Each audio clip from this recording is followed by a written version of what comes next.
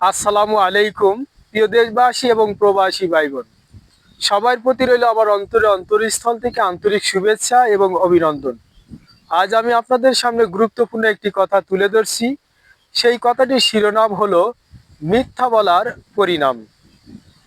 আমরা মানব সন্তান এই পৃথিবীতে এসেছি আশরাফুল মাকলুকাত হিসেবে, তথা শ্রেষ্ঠ জাতি এই সৃষ্টিগুলোর মধ্যে। কিন্তু আমরা আমাদের নিজেদের সেই শ্রেষ্ঠত্ব ধরে রাখতে পারি না। একটি মূল কারণ, সেটি হলো মিথ্যা।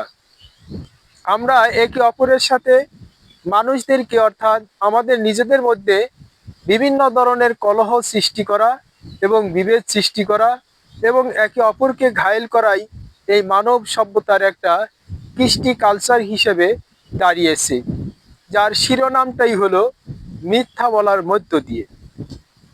আর এই মিথ্যা বলা যে কত জঘন্য অপরাধ, সেটা মহান আল্লাহ রাব্বুল আলামিন তার কোরআনেও বলেছেন এবং তার হাবিব জনাবে মোহাম্মদ রসুল সাল্লাল্লাহু আলাইহি সাল্লামের মুখনসৃত অমীয় বাণীর মধ্য থেকেও প্রমাণিত আছে। বিস্তারিত আমি ওই দিকে না গিয়ে, তবে অতীত থেকে শিক্ষা নেওয়ার জন্য আমি আমার সকল মানব সন্তানদেরকে দৃষ্টি আকর্ষণ করছি যে মিথ্যা বলা পরিহার করুন। কারণ যারা যুগে যুগে মিথ্যা কথা বলেছে, সেই সমস্ত মানুষগুলো কিন্তু ইতিহাসের আস্তাকুঁড়ে নিক্ষিপ্ত হয়ে বেঁচে আছে। অর্থাৎ তাদেরকে নতুন প্রজন্ম যারা, তারা প্রত্যেকেই ঘৃণাভরে প্রত্যাখ্যান করে।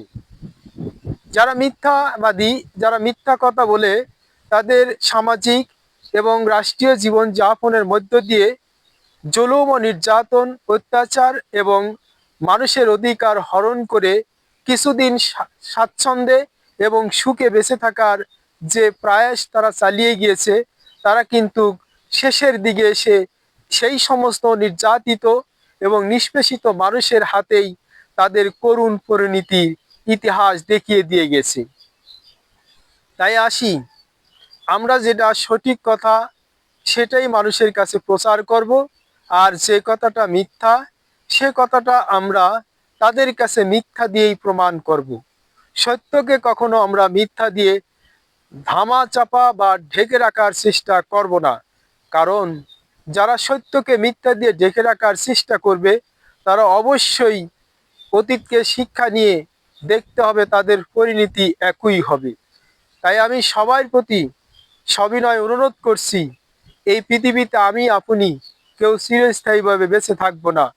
সেই মহান সৃষ্টিকর্তার কাছে আমাদের প্রতিটা কর্মের হিসাব দিতে হবে।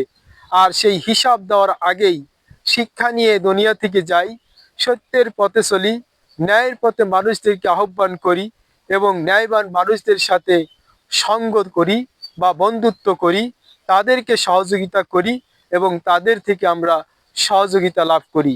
এই প্রত্যাশা রেখেই আজকের আমি এই সংক্ষিপ্ত আলোচনা শেষ করলাম। আসসালামু আলাইকুম ওয়া রাহমাতুল্লাহ।